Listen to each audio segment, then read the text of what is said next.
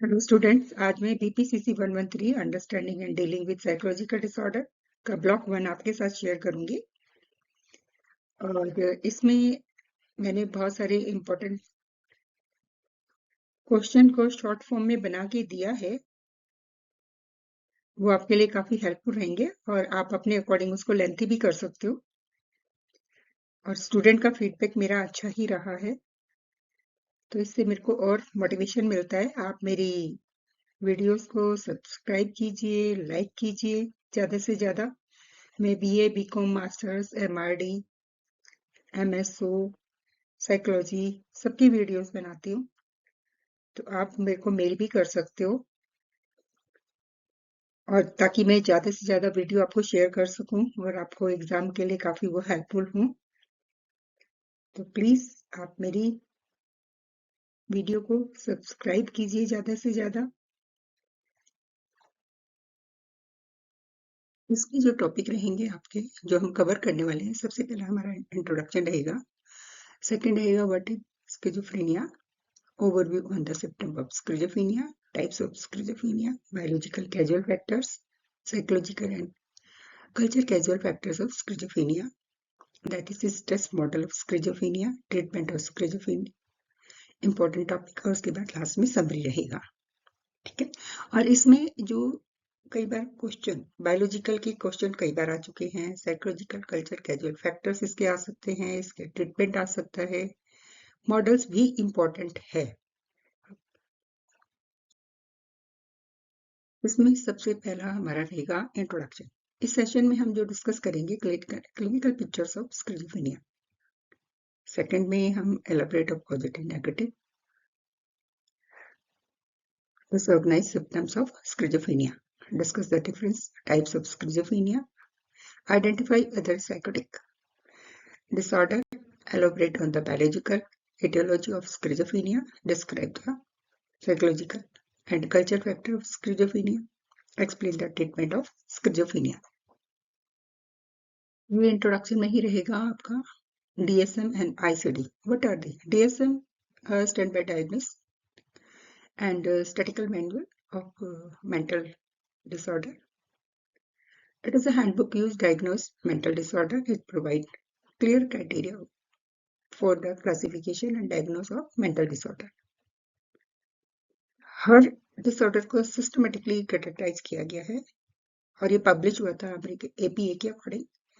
और इसका latest edition जो DSM-5 का 2013 में रिलीज हुआ, और इसके बाद इसको DSM-4 यूज किया गया। ICD stand for internal statistical classification disease and related health problem. इसको का जो क्लासिफिकेशन और डिजीज को भी और मेंटल डिसऑर्डर के लिए इसमें इंक्लूड किया गया है। ICD maintain by the WHO।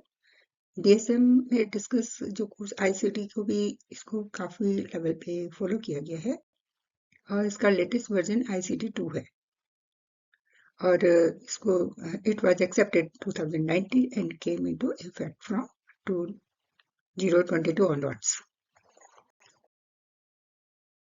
इसमें ये जो क्वेश्चन आता है व्हाट इज स्किज़ोफ्रेनिया, स्किज़ोफ्रेनिया के हम इसमें एक्सप्लेनेशन के साथ, एग्जांपल के साथ इसको डिटेल्स में दे रही हूँ। तो इसके कुछ केसेस हैं और उसमें सिम्टम्स हैं स्किज़ोफ्रेनिया की। तो एक 25 ओल्ड ईयर वुमेन का है, जो इसके वॉइस, हियरिंग वॉइस है, उसमें वो क्राई और अब्यूजिंग के साथ दिखाया गया है, और ये इंडिकेट करता है hallucination को। A 45-year-old woman remains silent in several days. She does not respond to the people and show blank stares. This suggests catatonic behavior and emotional withdrawal. A 30-year-old man believes aliens are recording him through his laptop. He covered the camera and locked the laptop away. This shows delusions of persecutions. Meaning of schizophrenia. अब इसमें schizophrenia क्या है? Schizophrenia एक गंभीर बीमारी है जो हमारे सोचने, समझने, हमारी भावनाओं, हमारे व्यवहार को प्रभावित करती है। और इसका जो एक कोर फीचर है वो है कि व्यक्ति असलियत से दूर हो जाता है, और ज्यादातर लोग ना भ्रम और मति भ्रम में चले जाते हैं। अब हम इसके मेन कैरेक्टर की बात करते हैं। जो स्किज़ोफ्रेनिया है इसके कैरेक्टर हैं disorder thinking, disturb perceptions, disturb emotions, disturb behaviour, और ये रोजमर्रा के कामकाज में के लगभग सभी एरियाज को अफेक्ट करता है, और ये परिवार के और जो पर्सन है उस पर भारी बोझ भी डालता है। ये स्लाइड कंटिन्यू चल रही है। इसके इम्पैक्ट ऑफ स्किज़ोफ्रेनिया, इसके इम्पैक्ट क्या क्या पड़ सकते हैं। इनको एम्प्लॉयमेंट पाने में मुश्किल होती है, इनके रिलेशन खराब हो जाते हैं, ज़्यादातर लोग होमलेस हो जाते हैं। अबाउट 50% जो लोग होते हैं उनको नशे की लत हो जाती है। इन लोगों और ये जो आम लोगों की तुलना में इनमें जो सुसाइड करने की जो एक संभावना होती है वो 12 गुना ज़्यादा होती है।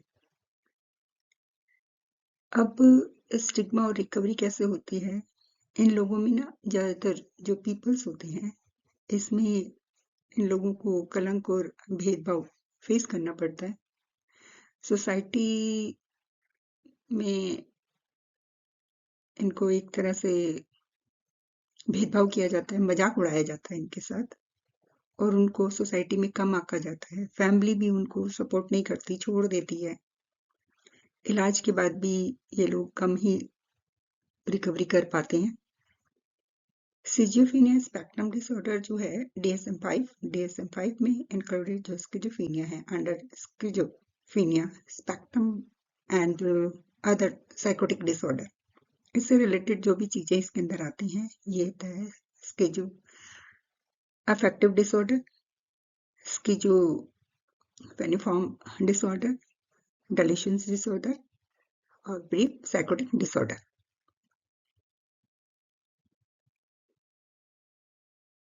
DSM-5 diagnose criteria of schizophrenia criteria 1 में आपका ये सारे आप पॉइंट कवर करेंगे इसके अंदर A, B, C, D, E और F। A में 2 or more symptom at least 1 month, must be delusions, hallucination, disorganized speech and other symptom include grossly disorganized और catatonic behavior। और नेक्स्ट आपका नेगेटिव सिम्टम्स जो आपके बी पार्ट में social and occupational function is impaired. Section C में symptoms last at least 6 months. This include active and radical phases. D में mood disorder and psychotic features are ruled out. And E में condition is not caused by the substance of medical illness, और E में autism or development disorder. Schizophrenia is diagnosed only the clear delusions and hallucination at least 1 month. Prevalence onset, इसका प्रीवलेंस rate जो है वो 0.7% है। It means 140 में से 1% को ये हो सकता है। अगर फैमिली हिस्ट्री की बात करें तो इसका रिस्क ज्यादा होता है, और इसकी जो एक स्टेज है वो आती है किशोरावस्था से के एंड में या फिर अडल्टहुड के स्टार्टिंग में होती है, क्योंकि मेल में इसकी शुरुआत ज्यादा क्रिटिकल होती है।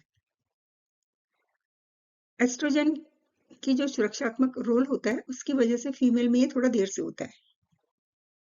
जो एमिल क्रैपलिन थे 1896 में, उन्होंने सिजिफ्रेनिया का वर्णन किया था और इन्होंने इसे डिमेंशिया प्रिकॉक्स कहा था। उन्होंने कहा कि इससे दिमाग खराब होता है, बट यूजिन यूलर जो इससे सहमत नहीं थे। वो कहते थे कि भी ये जल्दी नहीं होता। ब्लेयर ने 1908 में सिजिफ्रेनिया वर्ड को पेश किया था, और ये ग्रीक वर्ड से आया। इट मीन्स बटा हुआ दिमाग। ये सोच समझ की को रेफर करता है, न कि स्प्लिट पर्सनैलिटी को। What would be the on the symptom of schizophrenia? John फॉक, नास जूनियर एंड सिजोफ्रेनिया, इसके बारे में हम डिस्कस करेंगे। John Fock,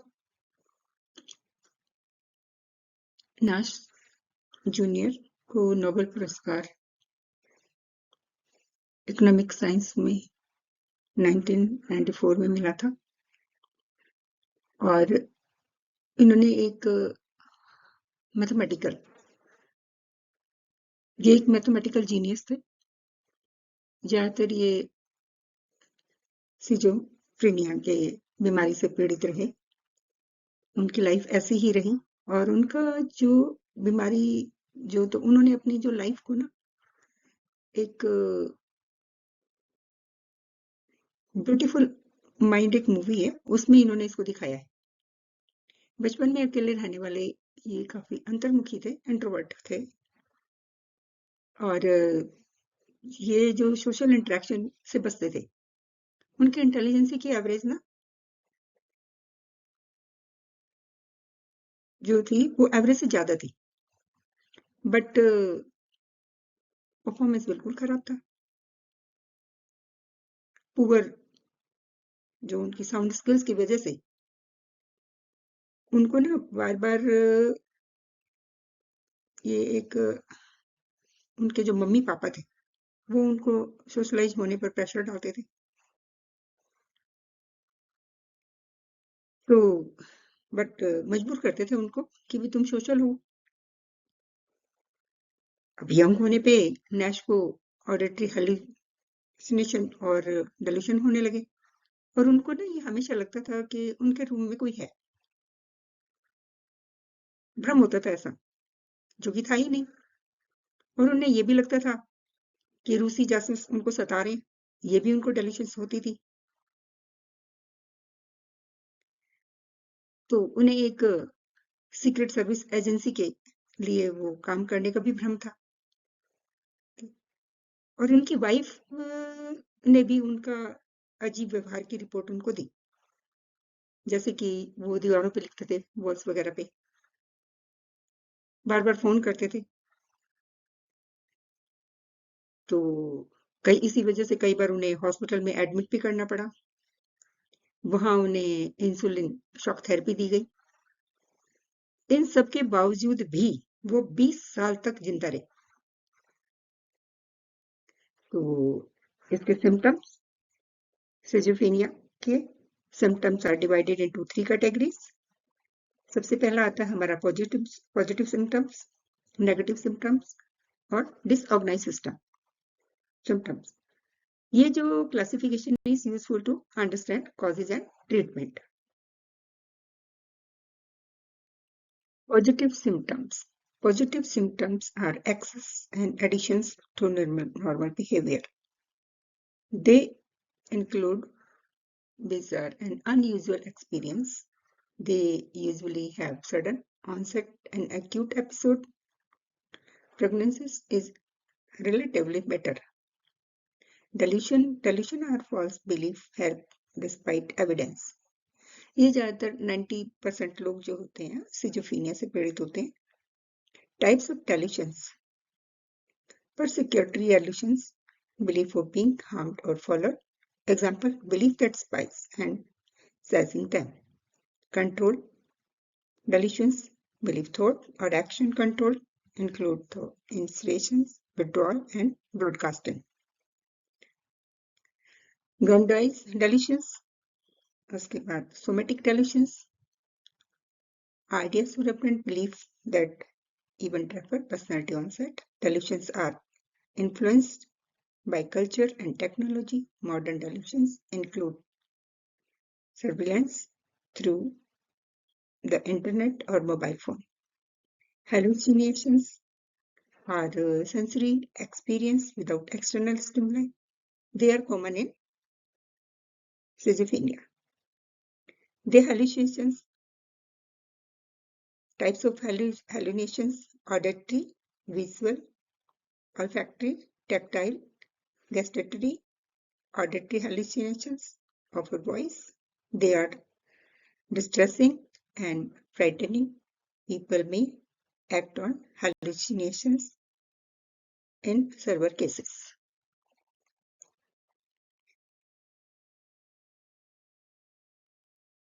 Negative symptoms. Negative symptoms are difficult or normal behavior. They are chronic and difficult to treat. Prognosis is poorer. इसके कुछ points यहाँ पे दिए हुए हैं नेगेटिव सिम्टम्स के. एवोलिएशंस, एलोगिया,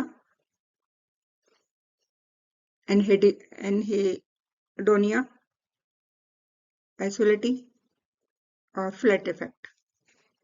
जो सिम्टम्स डायग्नोज होते हैं उसमें आपका स्पीच, बिहेवियर एंड इमोशंस. इसका ए पार्ट में डिसऑर्गेनाइज स्पीच और फॉर्म्स इंक्लूड. जो जो इसके अंदर है इसमें आपका लूज एसोसिएशन आएगा, नियोलॉजिज्म आएगा, आपका क्लैंग एसोसिएशन आएगा, tangential speech, alogia. Speech lack clear meaning, it is not due to low intelligence. A part में लास्ट स्लाइड में किया था. बी पार्ट इसका disorganize affect and behaviour. Behavior does not follow social norms. Emotions are inappropriate to situations. उसके examples हैं laughing at sad event, crying without reason, wearing odd clothes, taking to oneself. So from English, catatonia. Catatonia involve motor disturbances. It range from extreme aggressions to immobility.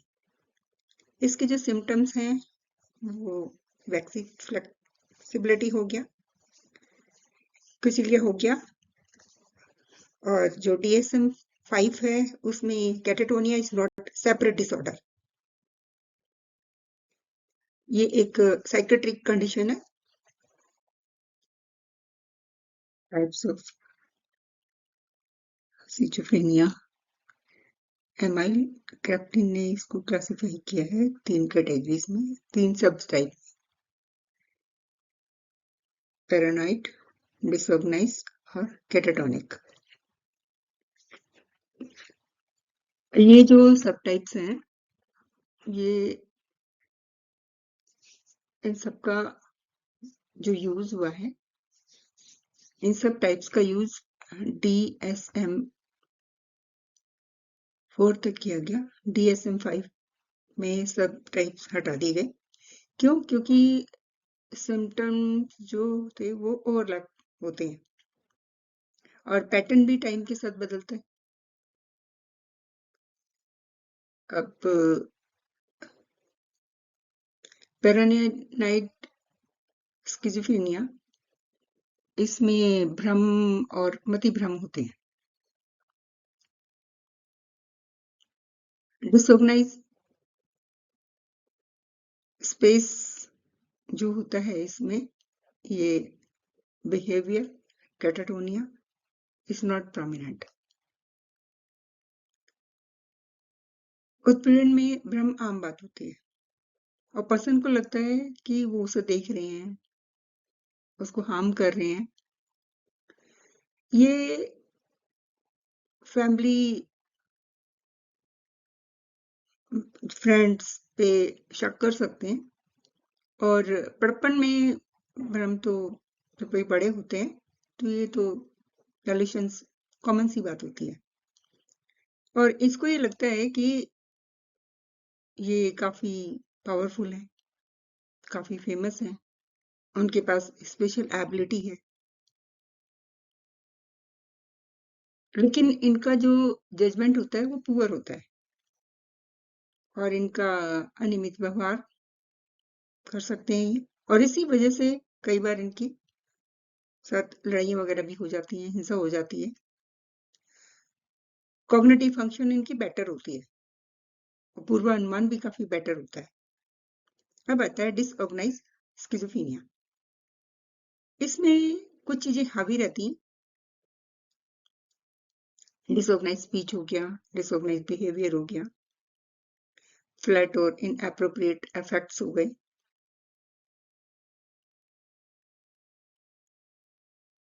इसे हम हेविफ्रेनिया भी कहते हैं, कहा जाता है। जो आपका एक स्टैंडिंग अर्लियर और ये आपका धीरे धीरे होती रहती है और ये काफी गंभीर व्यक्तित्व विघटन को दर्शाती है। सिम्टम्स में सोशल विड्रॉवल और उनका ऑड बिहेवियर, पर्सन का ये एकदम एकांत में रहना इनको अच्छा लगता है, अपने ही इमेजिनेशन में, इमेजिने उसमें कल्पना में उन्मुक्त हो जाते हैं। इनका जो स्पीच होती है बिल्कुल अनक्लियर होती है, अस्पष्ट सी, बचकानी हरकतें होती हैं इनकी, मूर्खतापूर्ण हंसी होती है, बिना मतलब हंसना मुस्कुराना, ये कॉमन सी बात है।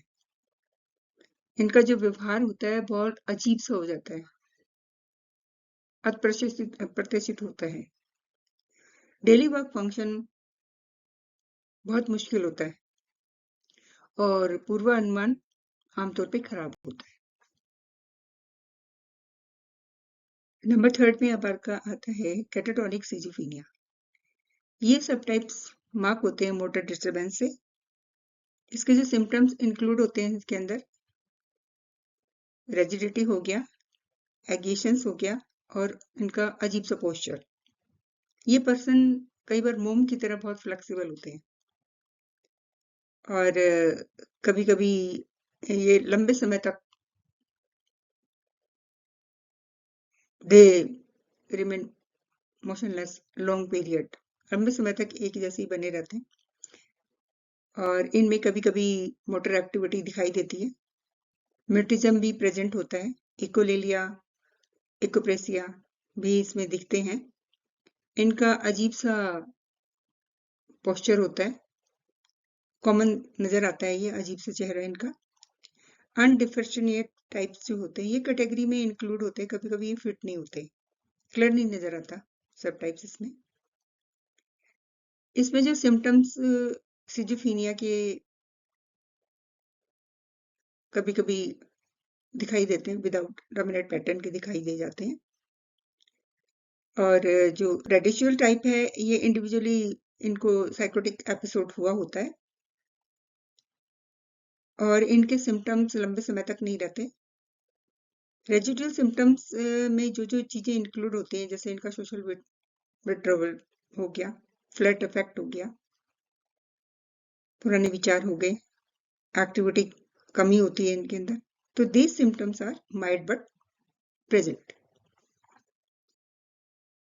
Biological causal factor underline schizophrenia, इसमें जेनेटिक इन्फ्लुएंस जो होता है, रिसर्च क्लियरली ये बताती है कि जीन्स का इसमें मेजर रोल सिजोफ्रेनिया में होता है और मॉलिक्यूलर जेनेटिक स्टडीज में जो एविडेंस निकल कर आई है वो फैमिली ट्विंस अडॉप्शन से निकल के आई है और सिजोफ्रेनिया में जो हेरिडिबिलिटी होती है वो 80% होती है। सिजोफ्रेनिया में नेचर में पॉलीजेनिक होता है, कोई एक gene, no single gene causes schizophrenia. हाँ, बहुत सारे जीन्स का कॉम्बिनेशन इसकी वेंटेबिलिटी को बढ़ाता है। फैमिली स्टडीज जो देखने में आती है उसमें सिजोफ्रेनिया फैमिली से होता है, रन करता है और इसमें कई बार ये रिस्क फैमिलीज की वजह से, प्रिवेंट पेरेंट की वजह से अगर कईयों को हो तो सिजोफ्रेनिया इंक्रीज हो जाता है। अलग अलग टाइप के सिजोफ्रेनिया होते हैं with in the same family और ये एक जनरल वेनेबिलिटी है जो साइकोटिक डिसऑर्डर से होती है और इसमें रिस्क जो होता है बहुत ज्यादा मोनोजाइगोटिक, तो इसमें सबसे ज्यादा रिस्क 48% का होता है, जनरल पॉपुलेशन में 1% होता है। जो स्टडीज बताती है, ट्विन स्टडीज जो बताती है वो, उसमें ज्यादातर ये जो चीजें देखने में आती हैं, जो असमान जुड़वा बच्चे होते हैं इसमें ट्विन स्टडीज, ये आइडेंटिकल ट्विंस हैज सिजिफेनिया, अदर्स को 48% होता है के होने के चांसेस होते हैं। नो आइडेंटिकल ट्विंस में 17% होता है। और जीन्स में ये जो कॉजेज होते हैं सिजिफेनिया के, कॉन्कॉर्डिनेंस वुड बी 100%। अगर एनवायरनमेंट के कॉजेज भी इसके अंदर हो सकते हैं तो वो 0% होता है एनवायरनमेंट के अकॉर्डिंग। तो इसमें जीन्स और एनवायरनमेंट दोनों ही इम्पोर्टेंट है। अब इसमें जो एक डिसकोऑर्डिनेट ट्विंस जो इसमें देखने को मिलता है वो 17% बच्चों से होता है। और this suggest that healthy twins में कैरी अनएक्सप्रेस्ड जीन्स। असमान जुड़वा बच्चों के अध्ययन से जो जोखिम देखने को मिलता है वो 17% दिखता है। और स्वस्थ जुड़वा बच्चों में बिना व्यक्त किए ही ये जीन्स ले जा सकते हैं, क्योंकि जो जनन जो अपनी बहनों का जो मामला है इसमें जीन्स एक्सप्रेस होता है और चारों बहनों को ही सिजिफेनिया हो गया था। सिम्टम्स जो बताते हैं वो अलग अलग सिम्टम्स हैं बर्थ से पहले। तो एनवायरनमेंट का रोल भी इसमें हाईलाइट किया गया है। Monochronic twins show higher confidence 60%, dichronic twins show much lower confidence 11%। Production studies में जो इफेक्ट आते हैं वो अलग अलग जेनेटिक और एनवायरनमेंट के अकॉर्डिंग होते हैं। बच्चों में बायोलॉजिकल पेरेंट्स जो होते हैं उसमें सिजिफेनिया का हाई रिस्क होता है। अडेप्टिव पेरेंट्स में mental health has a little influence. Heston 1996 में इन्होंने फाउंड किया था 60.6% adopt children of schizophrenic mother develop schizophrenia, 0% controlled adaptive develop schizophrenia. Supportive environment reduce risk, thus environment can be productive even with the genetic vulnerability. Molecular genetics, genes increase vulnerability to schizophrenia spectrum disorder. There is no single schizophrenia genes जो identify हुआ chromosome 1 2 3 5 6 8 10 13 20 and 22. COMT genes, no chromosome 22 important. It affected dopamine metabolism. Dopamine सिजिफेनिया से develop होता है। Parental exposure and सिजिफेनिया, jeans में भी switched on or off by parental factors. The sport that's a stress model. Parental stressor interact with genetic vulnerability. They increase the risk of schizophrenia later in life. Viral infection, season birth pattern suggested parental infection. More people with schizophrenia are born between January and March. Risk increase in the motor has influenza during pregnancy. Other infection include इसमें जो होते हैं इसमें rubella और toxoplasmosis. Antibodies may cross the placenta. They may disturb fertile brain development. Races incompatibility. RH incompatibility जब होती है जब mother is RH negative, father is RH positive schizophrenia, rate 2.1%. RH incompatible males, another rate 0.8%. RH incompatibility causes birth complications. These may damage the developing brain. Pregnancy and birth complications increase schizophrenia risk. इसके example जैसे breach delivery हो गई, prolonged labour, umbilical cord around neck.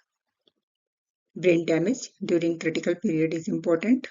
Early nutritional deficiency and maternal stress. Children conceived during famine show double risk. malnutrition affect brain development, maternal stress during first and early second trimester, increased risk, stress hormones may affect fertile brain growth.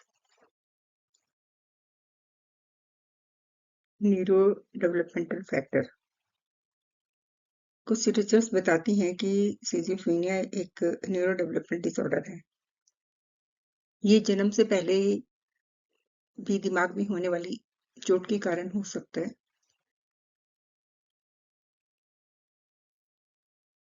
क्योंकि person में के brain में असमानताएं सुप्त अवस्था में रहती हैं और जब पर्सन बड़ा होता है तब ये नजर आती हैं। इसके कुछ एविडेंस मिले हैं। बीमारी शुरू होने से पहले जो सिम्टम्स दिखते हैं इसमें होने चाहिए।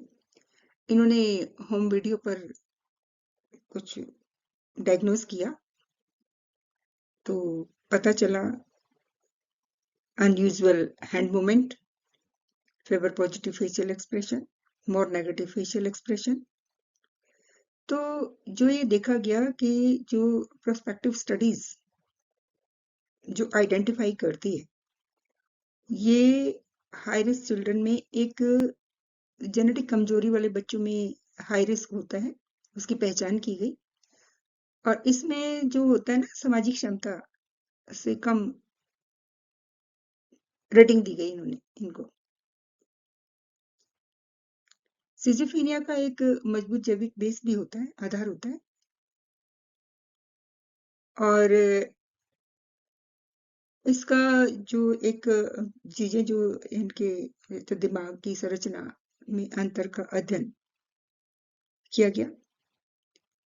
इसमें स्कैन का यूज सॉल्यूशन के लिए निदान के लिए किया गया, नहीं किया जाता, बल्कि शारीरिक अंतर का पता चलता है।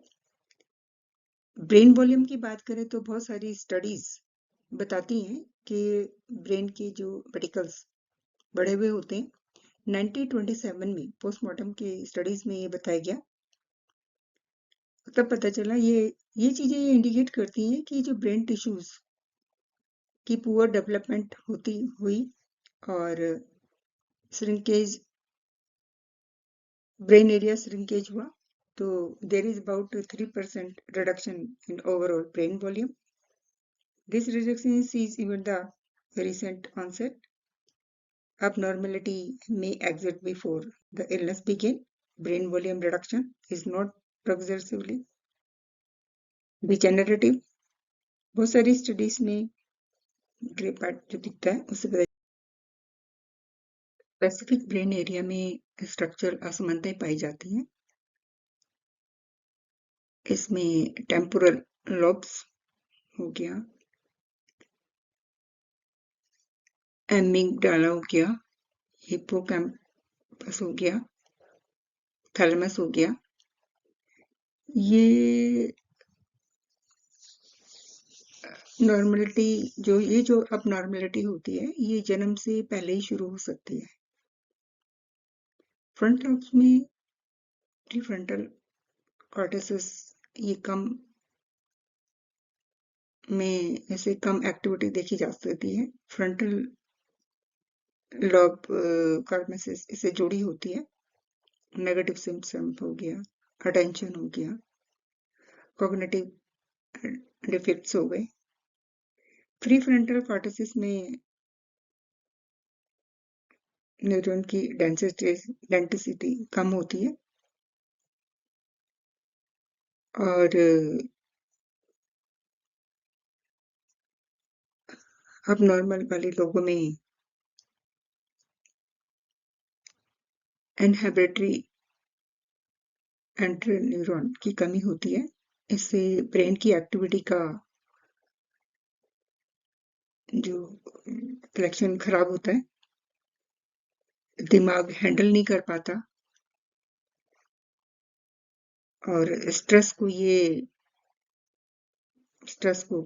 ज्यादा स्ट्रेस होता है तो हैंडल नहीं कर पाता। ये चेंजेस किशोरावस्था के दौरान ही असामान्य सिनेप्टिक प्रूनिंग के कारण हो सकते हैं। डोपामाइन हाइपोथेसिस पहले माना जाता था। सिजोफ्रेनिया ज्यादा डोपामाइन एक्टिविटी के कारण होता है। साइटोकिनेसिस दवाएं जो होती हैं डोपामाइन रिसेप्टर्स को ब्लॉक करती हैं और ये दवाएं पार्किंसन जैसे साइड इफेक्ट पैदा करती हैं। एल डोपा जैसे डोपामाइन एगोनिस्ट साइकोटिक सिम्टम्स पैदा करते हैं। एम्फेटामिन का मिसयूज डोपामाइन को बढ़ाता है, साइकोसिस के कारण बनता है, इसका कारण बनता है। और डोपामाइन एंटागोनिस्ट सिम्टम्स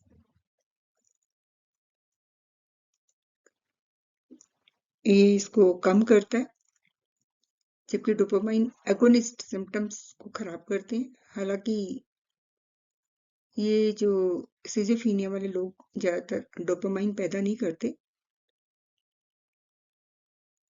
इनमें D2 रिसेप्टर्स बड़े होते हैं और कई मरीज डोपामाइन ब्लॉकिंग दवाओं पर रिस्पॉन्ड नहीं करते।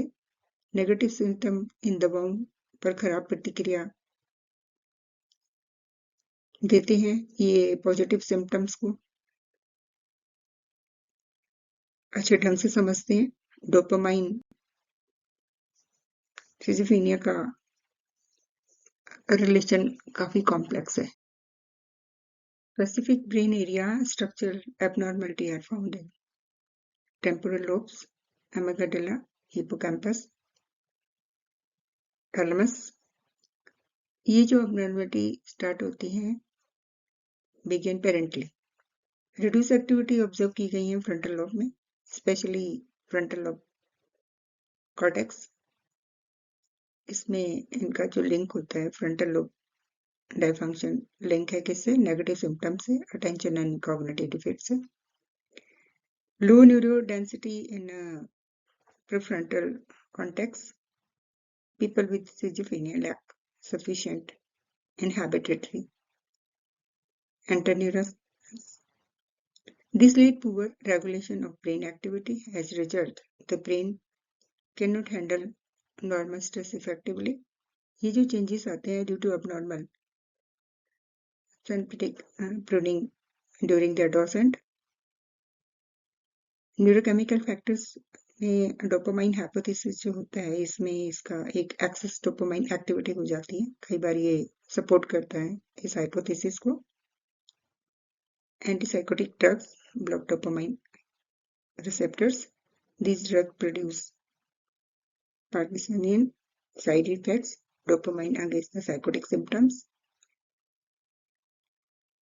ये इंक्रीज होता है डोपामाइन और इसके जो कॉजेस हैं साइकोसिस में, डोपामाइन एंटीगोनिस्ट रिड्यूस हो जाता है। स्पेशली D2 रिपोर्टर्स में ज्यादातर patient do not respond to dopamine blocking drugs. इसमें नेगेटिव सिस्टम को रिस्पॉन्ड करना poorly to these drugs। Thus, dopamine explains the positive system better than the negative symptoms.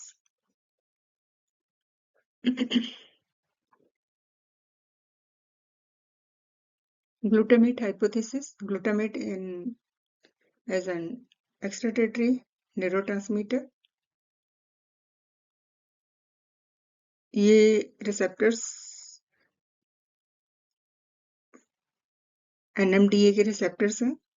Drugs like ketamine and PCP block NMDA receptors. They produce schizophrenia like psychotic symptoms. Postmortem studies show glutamatic defect in schizophrenia. New drugs aim to activate glutamate receptors. Dopamine activity may reduce glutamate release. Overactive dopamine may cause underactive of NMDA receptors.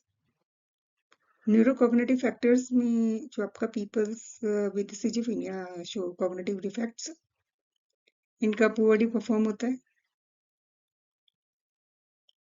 Neuropsychological test में। और जो common चीजें जो दिखती हैं, slow reaction time हो गया और पर्सिस्टेंट अटेंशन हो गया, पुअर वर्किंग मेमोरी हो गई, और जो परफॉर्मेंस इनका पुअर होता है कंटिन्यू परफॉर्मेंस टास्क में, सीपीटी में। This task measures sustained tension. May patient show eye tracking, diffusion, and they have difficulty tracking moving objects smoothly. 50% of fast degree relative also show eye tracking problem. This suggests is a genetic basis. P50 sensory getting defect. P50 as psychological measures, normally response to second sound is reduced. In schizophrenia, may response remain the same. They show failure and filter related stimuli. This suggests inherited vulnerability. One of the earliest misunderstanding about the causes of schizophrenia was the belief of cold and aloof behavior of parent, especially mother may lead to schizophrenia. This belief extremely distressing for families. They do not have to care of person with a sort of illness, but also blamed by mental health professional for the disorder. बहुत सारी ऐसी theories हैं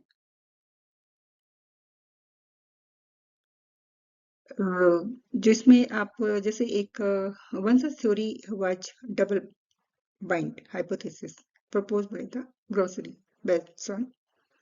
According to this theory, schizophrenia resulted from the repeated exposure mutually contradictory messages. This example इन्होंने दिया है parent का, might ask to child find a job of later schooled, the child for working and neglecting family responsibilities.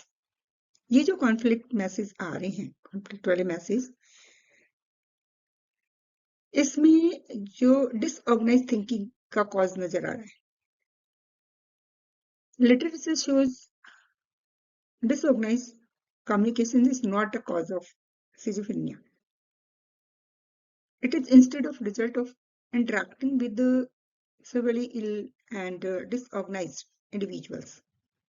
जबकि कुछ family में environment इस type का होता है, उसमें schizophrenia का रोल नहीं होता. Interrupted interpersonal relationship and express emotions. Highly emotions family environment are stressful for people with schizophrenia. Such environment increase to the risk of replace. Brown 1958 में इन्होंने इंट्रोड्यूस किया था एक्सप्रेस इमोशन को, double E, सिजिफिनिया.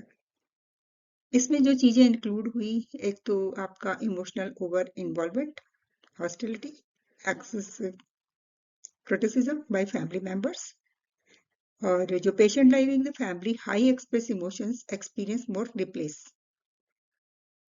Those living low express emotions, family show favor replaces. और जो replaces है highest जब family members believe करते हैं symptoms are under the patient of voluntary catharsis. ये आपका जो कल्चर और कैजुअल फैक्टर है, psychological and culture causal factor of schizophrenia. इसमें अर्बन के बारे में पहले बात करते हैं. रिसर्च जो ये बताती है ना, जो बच्चे अपनी जिंदगी के पहले 15 साल शहरी इलाकों में बिताते हैं, उन्हें सिजिफीनिया का ज्यादा खतरा रहता है. और ग्रामीण इलाकों में अगर हम देखें तो जो पले बड़े लोग हैं उनकी अपेक्षा सिजिफीनिया होने की संभावना 2.75 गुना ज्यादा होती है. शहरी जीवन जो होता है ये तनावपूर्ण और तेज रफ्तार वाली जीवन शैली से जुड़ा होता है. तो ये कारक जो होते हैं ये बायोलॉजिकल रूप से कमजोर लोगों में सिजिफीनिया को ये ट्रिगर कर सकते हैं. नेक्स्ट आता है हमारा इमिग्रेशन. इमिग्रेशन जो होता है ये एक तरह के बढ़ते जोखिम से जुड़ा होता है, क्योंकि पहली पीढ़ी के जो इंडिग्रेंट्स होते हैं वो 2.7 गुना ज्यादा खतरा होता है इनका, और दूसरी को 4.5। और इसी वजह से 4.5, और इसी वजह से जो आपका इंडिग्रेंट में प्रॉब्लम आती है, और ज्यादातर इसमें जो डार्क स्किन वाले लोग होते हैं उनको बहुत ज्यादा होता है। अब हम बात करते हैं गांजे का मिसयूज। ये लोग गांजे का यूज करते हैं और उन्हें उनका खतरा जो होता है वो 6 गुना ज्यादा बढ़ जाता है। ये कोरिलेशन है एक तरह का, जो पूरी तरह से कारण परिणाम वाला नहीं होता, क्योंकि इसका यूज साइकोकिक को ट्रिगर कर सकता है या फिर तेज कर सकता है, क्योंकि ये उनके माइंड में एक तरह से डोपामिन का लेवल बढ़ता है, डोपामाइन का, और ये मुख्य रूप से जेनेटिक कमजोरी वाले लोगों में होता है। etiology of schizophrenia, that is stress model. There is no single causes schizophrenia. The etiology of schizophrenia is complex and multifactorial. It is the best explained by the diathesis stress model. According to this model, biological factors, especially genetic predisposition, play an important role in schizophrenia. जबकि होता क्या है कि genes are alone not too sufficient to cause disorder. Genetic vulnerability is influenced by the environmental factor, जैसे आपका पैरेनल exposure हो गया, infection हो गया, स्ट्रेस ड्यूरिंग क्रिटिकल पीरियड्स हो गया ब्रेन डेवलपमेंट के लिए। A favorable parental environment and a healthy family environment can reduce the expression of schizophrenic genes. In biologically vulnerable individuals, schizophrenia develop when genetic factors interact with multiple environment stressors. कुछ risk factor भी operate होते हैं, जैसे parenterally और प्रीनेंटली और पोस्टनेंटली, और भी बहुत सारे फैक्टर आइडेंटिफाई हुए हैं, जबकि अननोन होते हैं the final outcomes of abnormal development of brain pathway which lead to schizophrenia. Other psychotic disorder apart from the schizophrenia, several other psychotic disorder and described in DSM-5. Schizophrenia disorder, schizophrenia disorder, schizophrenia, spectrum disorder. It involves symptoms as schizophrenia but for a shorter duration. Individually ये return होते हैं normal function में after the episode. According to the DSM-5, symptom at least 1 month के लिए होते but less than 6 months.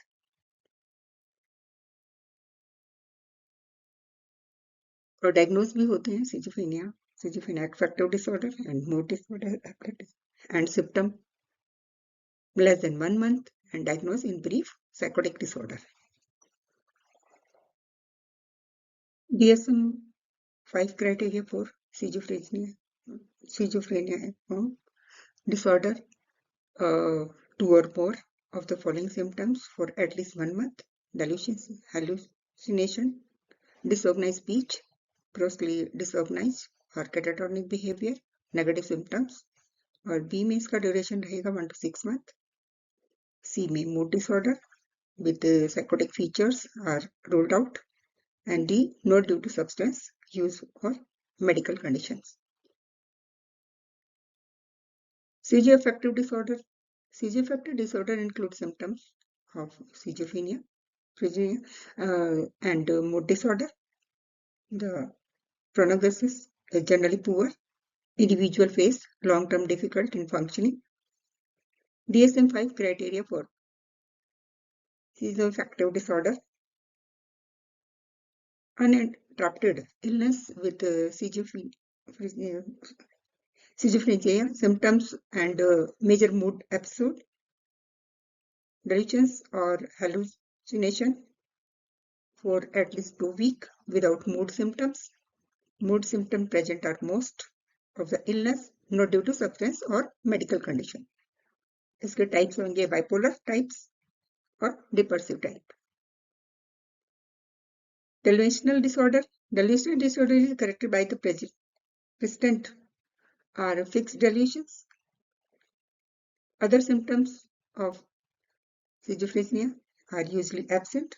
Speech and behavior are relatively normal. और इसके जो टाइप्स ऑफ डेल्यूशंस इंक्लूड इसमें कौन कौन से थे? Persecutory, erotomanic, jealous, somatic. और मिक्स में आपका in schizophrenia delusions are bizarre, unrealistic, and delusion disorder belief are possible but false.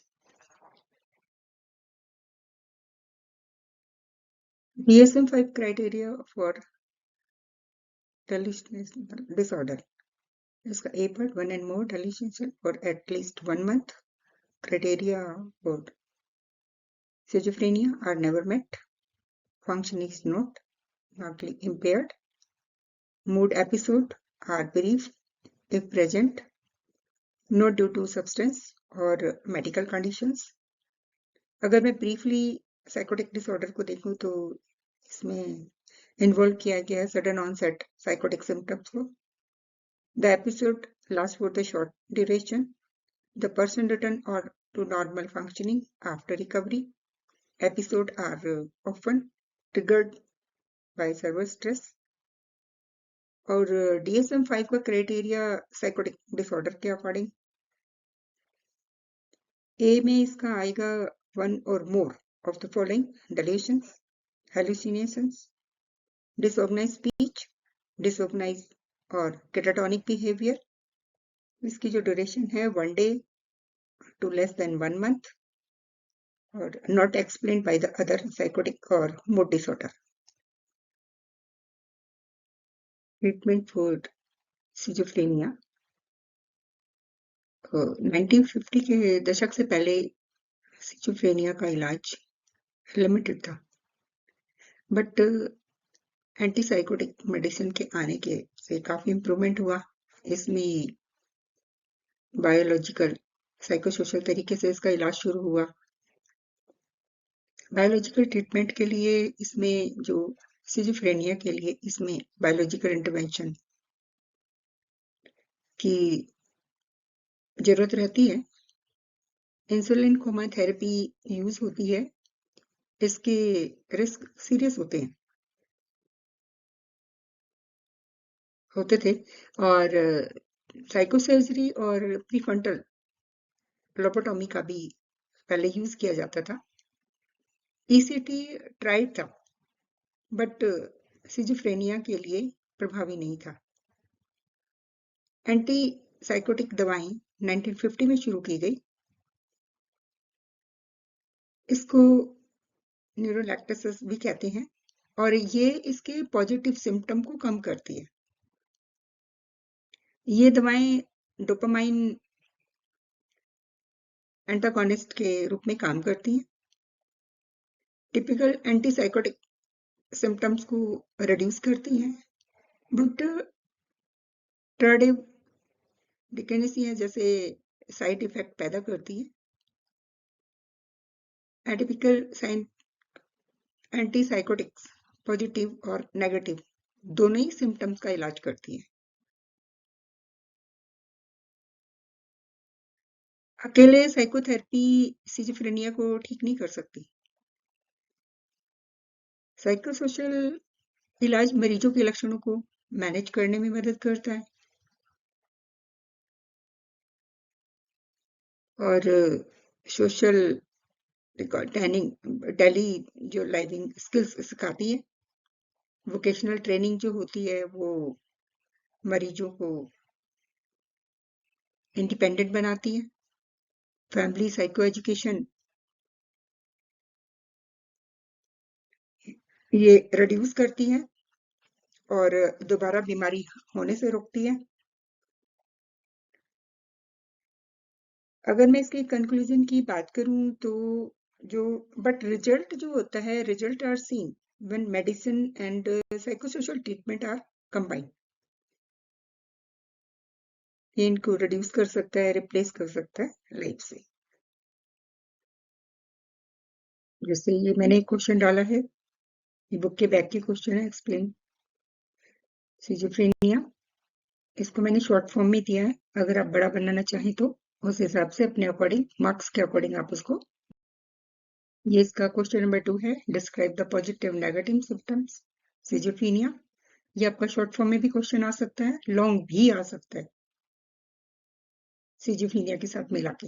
Explain the schizophrenia और पॉजिटिव नेगेटिव सिम्टम्स इसके बताइए। तो आप इसको अकॉर्डिंग टू द मार्क्स इसको आप लेंथी भी कर। का ये question number 3, describe the biological causal factor of schizophrenia. इसमें आप इसको लेंथी बना सकते हो, ज्यादातर ये क्वेश्चन 10 मार्क्स का आता है, तो आप प्लीज इसको करिए। ये question number 4, explain the psychological and culture causal factor of schizophrenia. इसमें आप इसको बड़ा भी कर सकते हो, फैक्टर्स मैंने लिख दिए हैं, उसके अकॉर्डिंग आप मार्क्स के अकॉर्डिंग इसको लेंथी करिए। ये आपके इंपॉर्टेंट टॉपिक हैं, types of schizophrenia, biological factors, psychological and culture factors of schizophrenia. और इसमें मॉडल्स आ सकते हैं और आपका कैजुअल फैक्टर्स आ सकता है, ये ज्यादा इंपॉर्टेंट है। स्टूडेंट से लास्ट में हमारी समरी है, इसको भी आप रीड करके जा सकते हो, थोड़ा सा एक आइडिया। अगर आपके पास टाइम नहीं है, ज्यादातर स्टूडेंट्स जॉब वाले होते हैं, तो थोड़ा सा आप इसको देखिए, बेनिफिट मिलेगा इससे। Thank you students. आप मेरी वीडियो को ज्यादा से ज्यादा सब्सक्राइब कीजिए, शेयर कीजिए, ताकि मेरे को मोटिवेशन मिले। और मेरी पीपीटीज को अच्छे से रीड करिए, आपके एग्जाम में काफी हेल्पफुल होगी।